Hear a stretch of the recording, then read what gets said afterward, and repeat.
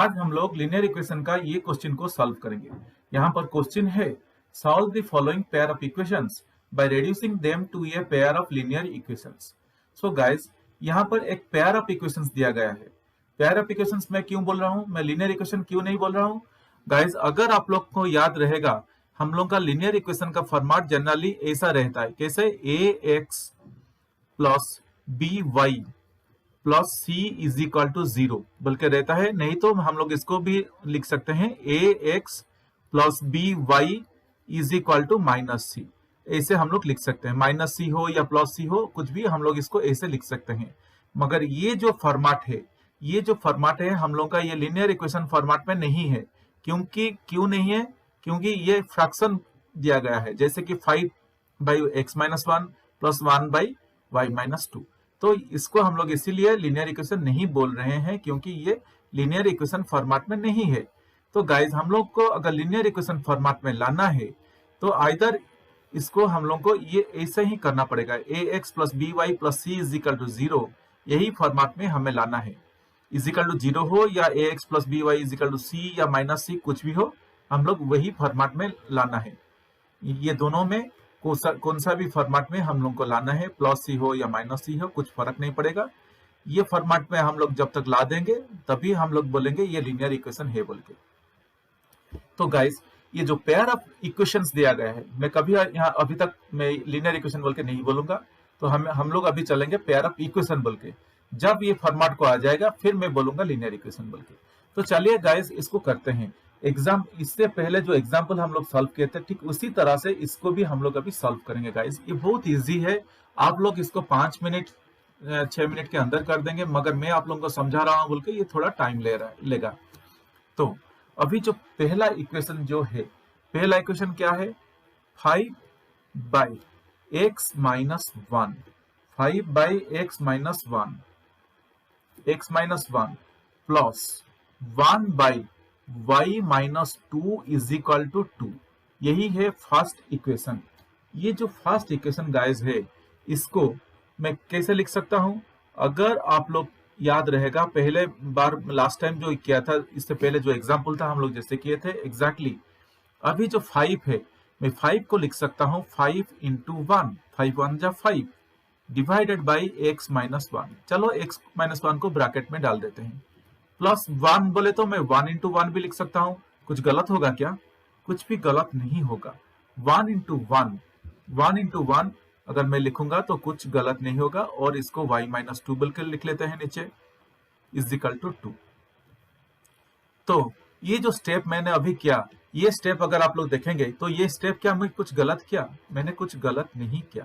हम लोग क्या करेंगे, क्या किए थे? 5/x-1 था तो मैं इसको 5 into 1/x-1 कर दिया। 1/y-2 था तो मैं इसको 1 into 1/y-2 कर दिया, इज इक्वल टू 2 कर दिया। अगर इसको आप सॉल्व करेंगे तो आपको वही मिलेगा जो पहले क्वेश्चन में जो इक्वेशन था। गाइस, अभी हम लोग जो इसको जो मैंने जो लिखा, इसको भी और थोड़ा मैं सिंप्लीफाई करके कैसे लिख सकता हूं? 5 into 1/x-1। गाइस, ऐसे मैं लिखूंगा, क्या मैं गलत लिखूंगा? ऐसे अगर लिखूंगा, आप ही सोचिए, अगर मैं इसे लिख रहा हूं तो ये क्या गलत होगा? ये गलत नहीं होगा। तो हमें क्या है? 5 into 1/x-1, 1 into 1/y-2 is equal to 2। और इसको मैं चाहे तो इसको थोड़ा मैं इसको ऐसे लिख सकता हूं, कैसे?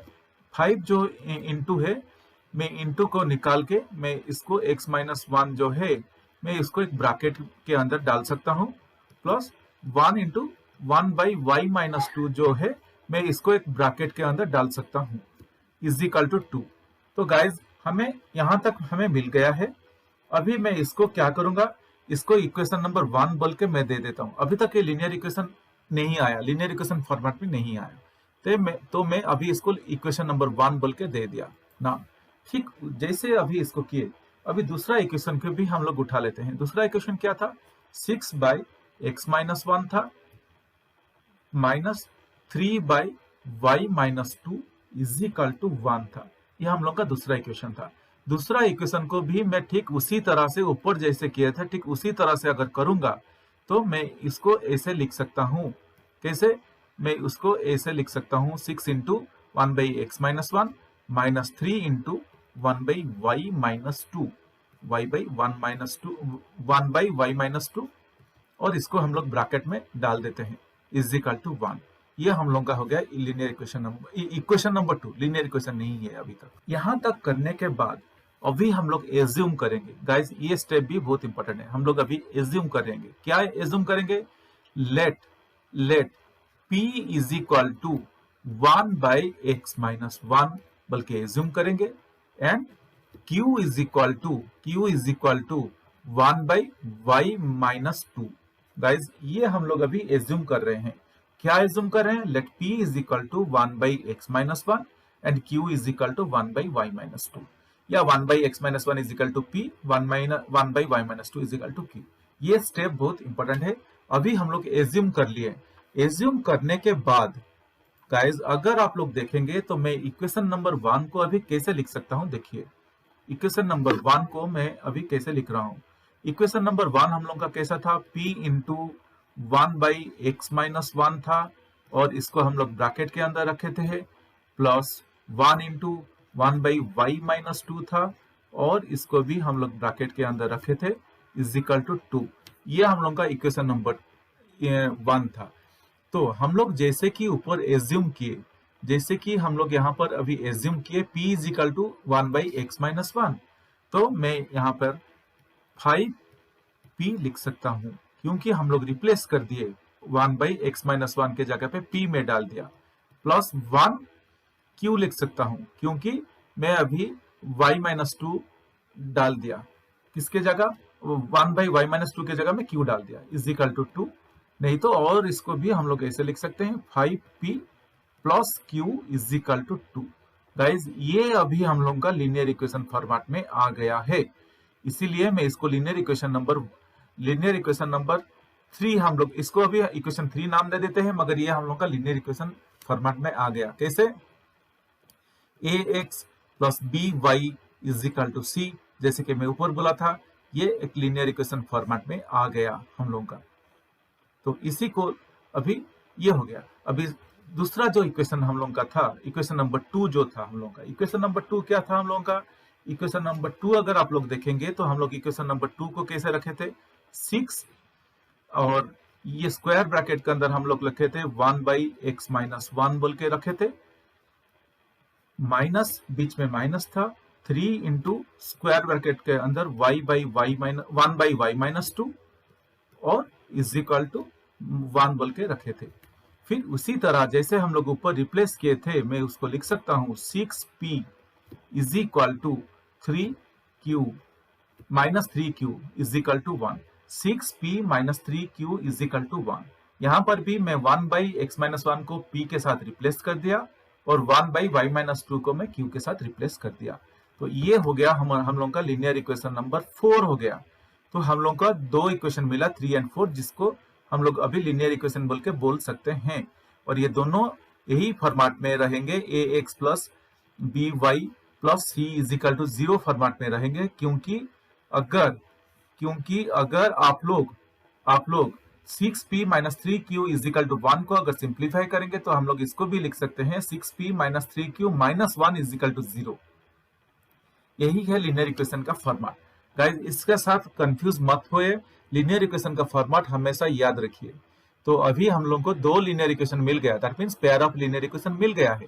और गाइस जैसे कि मैं बोला था आप लोगों को, जैसे कि हम लोग बोला था, अभी इसको सॉल्व करेंगे। सॉल्व करके पी एंड क्यू का वैल्यू निकालेंगे, फिर पी एंड क्यू वैल्यू से हम लोग एक्स एंड वाई का वैल्यू निकालेंगे। और गाइज इसको सॉल्व करने के लिए चलिए हम लोग अभी इस बार सब्स्टिट्यूशन मेथड यूज कर लेते हैं। सब्स्टिट्यूशन मेथड, तो गाइज आप लोगों को सब्स्टिट्यूशन मेथड याद रहेगा। सब्स्टिट्यूशन मेथड हम लोग कैसे करते थे, अगर याद नहीं है तो यहाँ पर देखिए मैं इसको कैसे करता हूँ। तो सब्स्टिट्यूशन मेथड को भी हम लोग स्टेप वाइज चलेंगे, क्यों उसको भी हम लोग स्टेप वाइज करते थे। तो स्टेप 1 सब्स्टिट्यूशन मेथड पे स्टेप 1, तो स्टेप 1 पे मैं क्या लिखूंगा, फ्रॉम इक्वेशन 3 यूज करके हम लोग क्या करने वाले हैं, देखिए फ्रॉम इक्वेशन 3। अगर ऊपर देखेंगे तो आपको इक्वेशन 3 दिखाई देगा। इक्वेशन 3 पे क्या है, 5p plus q is equal to 2 है। इक्वेशन 3 पे 5p plus Q is equal to 2 है, 5p plus Q is equal to 2 है। मैं लिखा फ्रॉम इक्वेशन 3, या आप लोग लिख सकते हैं यूजिंग इक्वेशन 3 बोल के लिख सकते हैं, कुछ प्रॉब्लम नहीं। और q is equal to 2 minus 5p में जो यहाँ पर 5p था उसको राइट साइड को जब मूव कर दिया ये माइनस हो गया, तो हमें मिला q is equal to 2 minus 5p। और इसको इक्वेशन नंबर 5 बोल के मैं नेम दे देता हूँ। हम लोग इसको नाम करेंगे इक्वेशन नंबर 5 बोल के। इसको हम लोग क्यों नाम कर रहे हैं 3, 4, 5, ताकि हम लोग इसको यूज कर सकते हैं और बुला सकते हैं, 3, 4, 5 नाम से बुला के इसको यूज कर सकते हैं, ताकि हमें कंफ्यूजन ना हो और एग्जामिनर को भी कंफ्यूजन ना लगे। तो इसीलिए हम लोग इसको ऐसे करते हैं। अभी स्टेप 2 के तरफ बढ़ेंगे। स्टेप 2 गाइज, हम लोग जैसे कि इसको बोलते हैं सब्स्टिट्यूशन मेथड। अभी देखिए मैं क्या करता हूँ, सब्स्टिट्यूटिंग, क्योंकि हम लोग सब्स्टिट्यूशन मेथड फॉलो कर रहे हैं। Substituting the value of q, the value of above q के ऊपर जो q का वैल्यू हमें मिला है, substituting the value of above q in equation 4। हम लोग इक्वेशन 4 पे अभी ये जो q का वैल्यू मिला है उसमें डाल देंगे। इक्वेशन 4 पे हम लोग अभी जो q का वैल्यू मिला है उसमें डाल देंगे। अगर आप लोग यहाँ पर देखेंगे इक्वेशन 4 क्या था, आप लोग को दिखाई दे रहा होगा 6p minus 3q is equal to 1, 6p minus 3q is equal to 1। और मैं इसको लिख सकता हूँ 6p माइनस 3q के जगह पे मैं लिख सकता हूँ 2 माइनस 5p। ये कहाँ से मिला है मुझे, इक्वेशन नंबर 5 से मिला है। तो मैं इसको अभी इसे लिख सकता हूँ, q के वैल्यू के जगह मैं रिप्लेस कर दिया 2 माइनस 5p। अभी इसको थोड़ा सॉल्व करेंगे या सिंप्लीफाई करेंगे, मैं बोल सकता हूँ सिंप्लीफाई इसको करेंगे तो क्या मिलेगा हमें, और 6p माइनस 3 2 जा 6 minus 3 minus 5 is minus 15p is equal to 1। और 6p minus 15p is equal to 1 plus 6। यहाँ पर जो माइनस 6 था मैं उसको राइट साइड को मूव कर दिया, तो हमें क्या मिला गाइज, यहाँ पर माइनस 3 इंटू माइनस 5 ये प्लस 15 हो गया था, प्लस 15p। सो हमें यहाँ पर मिला है 6p plus 15p is equal to 1 plus 6। और 6p प्लस 15p ये हो गया 21p इज इक्वल टू 7। और p is equal to 7 by 21। कैसे, यहाँ पर जो 21p के साथ जो मल्टीप्लाई होके था, इसको जब राइट साइड को मूव किया ये 7 के साथ डिवाइड हो गया, और p is equal to 1/3। Guys हमें मिला p इज इक्वल टू 1/3। यहाँ तक आपको समझ में आ गया होगा। मैं फिर से एक्सप्लेन कर लेता हूँ। 6p minus 3q is equal to 1 था इक्वेशन नंबर 4। तो इक्वेशन नंबर 4 पे हम लोग q का वैल्यू रिप्लेस कर दिए। q का वैल्यू हमें मिला था 2 माइनस 5p, जो इक्वेशन नंबर 5 है। तो 2 माइनस 5p जो मिला था, इसको क्या हो गया, 6p minus 3q is equal to 1 था। q के जगह पे मैंने 2 माइनस 5p रिप्लेस कर दिया। फिर इसको आगे सिंप्लीफाई करने से हमें क्या मिला, 6p माइनस 3 इंटू 2 ये माइनस 6 हो गया, माइनस 3 इंटू माइनस 5 ये प्लस 15p हो गया इज इक्वल टू 1। फिर इसको मैं लिखा 6p plus 15p is equal to 1 plus 6। यहाँ पर जो माइनस 6 लेफ्ट साइड पे था मैं इसको राइट साइड को मूव कर दिया, तो इसलिए हो गया 1 प्लस 6 हो गया। फिर 6p प्लस 15p 21p हो गया, तो 21p इज इक्वल टू 7 हो गया। p is equal to 7 by 21 हो गया। कैसे, 21 जो p के साथ मल्टीप्लाई होके था, जब हम लोग इसको राइट साइड को मूव किया वो डिवाइड हो गया 7 के साथ। फिर हमें पता है 7 3 21, तो p इज इक्वल टू 1/3 हमें मिल गया है। तो p का वैल्यू गाइस हमें मिल गया है सब्स्टिट्यूटिंग या सब्स्टिट्यूशन मेथड अप्लाई करके हमें p का वैल्यू मिल गया है। अभी स्टेप 3 के तरफ बढ़ेंगे। स्टेप 3 पे हम लोग क्या करेंगे, अभी स्टेप 3 में यहाँ पे लिख लेता हूं। स्टेप 3 पे मैं लिखूंगा substituting the value of p in equation 5। Substituting, हम लोग सब्स्टिट्यूशन मेथड यूज कर ले हैं, बल्कि मैं सब्स्टिट्यूटिंग वर्ड यूज कर रहा हूं, नहीं तो मैं putting the value of p लिख सकता था। तो बट जैसे कि सब्स्टिट्यूशन मेथड यूज करें, तो हम लोग substituting the value of the value of p in equation 5। हम लोग इक्वेशन 5 पे p का वैल्यू डाल देंगे। कौन सा p का वैल्यू? यहाँ पर जो p का वैल्यू हमें मिला है। तो इक्वेशन 5 क्या था? q is equal to 2 minus 5p था। अभी p का वैल्यू हमें यहाँ पर रिप्लेस कर देंगे ताकि हमें q का वैल्यू मिल सके। तो q is equal to 2 minus 5 into 1/3 और q is equal to 2 minus 5/3 हो गया। इसको अगर हम लोग आगे सिंप्लीफाई करेंगे तो हमें मिल जाएगा q is equal to 2 into 3/3 minus 5/3। मैं डिनोमिनेटर पहले सेम करने के लिए 2 के साथ 3 मल्टीप्लाई कर दिया न्यूमरेटर में और 3 भी मल्टीप्लाई कर दिया डिनोमिनेटर में। तो डिनोमिनेटर पहले क्या था? 2/1 था। 2 बोले तो 2/1 था। तो 2 इंटू 3 1 इंटू 3 मैं कर दिया। और q इज इक्वल टू मैं लिख सकता हूँ 6/3 माइनस 5/3। अभी इसको आराम से हम लोग सब्ट्रैक्ट कर सकते हैं। कैसे? 6 माइनस 5/3, क्योंकि हम लोग का डिनोमिनेटर सेम हो गया। और q is equal to 1/3। Guys हमें q इज इक्वल टू 1/3 मिला। p भी हमें 1/3 मिला था। अभी हम लोग को p एंड q का वैल्यू मिल गया। अभी हम लोग क्या करेंगे? फाइनल स्टेप की तरफ बढ़ेंगे। फाइनल स्टेप में हम लोग क्या करेंगे? फाइनल स्टेप को लिखने से पहले मैं लिख लेता हूं। हम लोग को क्या मिला था? p इज इक्वल टू 1/3 मिला था and q is equal to भी 1/3 मिला है। q इज इक्वल टू 1/3 मिला है, 1/3। इसी को ध्यान में रखते हुए हम लोग अभी फाइनल स्टेप के तरफ बढ़ेंगे। तो फाइनल स्टेप में तो मैं इसको फाइनल स्टेप बोल के लिख लेता हूं। फाइनल स्टेप तो फाइनल स्टेप में हम लोग क्या करेंगे? Replacing back the value of p and q। तो हम लोग फाइनल स्टेप पे मैं लिख रहा हूं replacing back the value of p and q। मैं कुछ जैसे लिख रहा हूं आप ऐसे लिख सकते हैं, नहीं तो अपने तरीके से अपने वर्ड्स में आप लोग इसको लिख सकते हैं।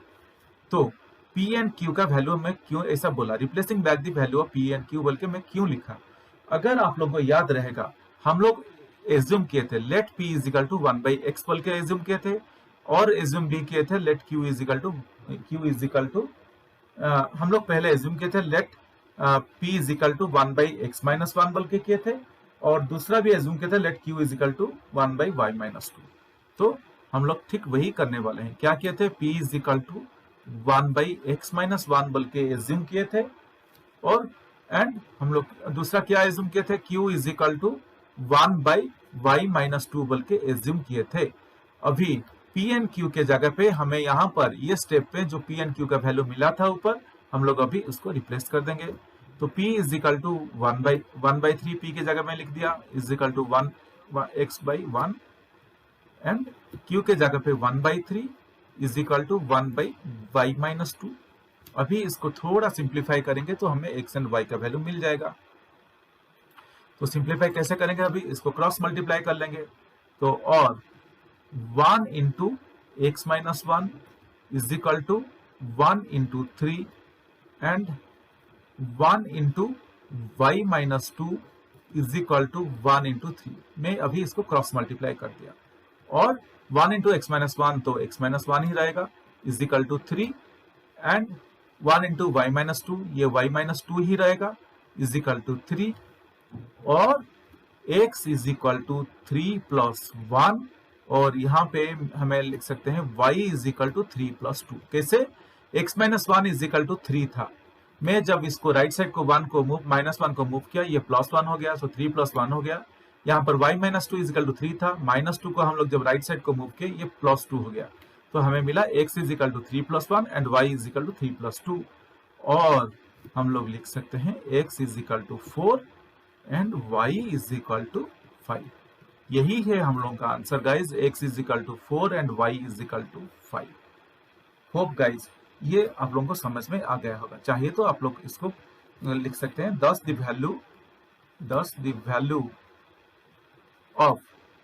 the value of x and y are 4 and 5 respectively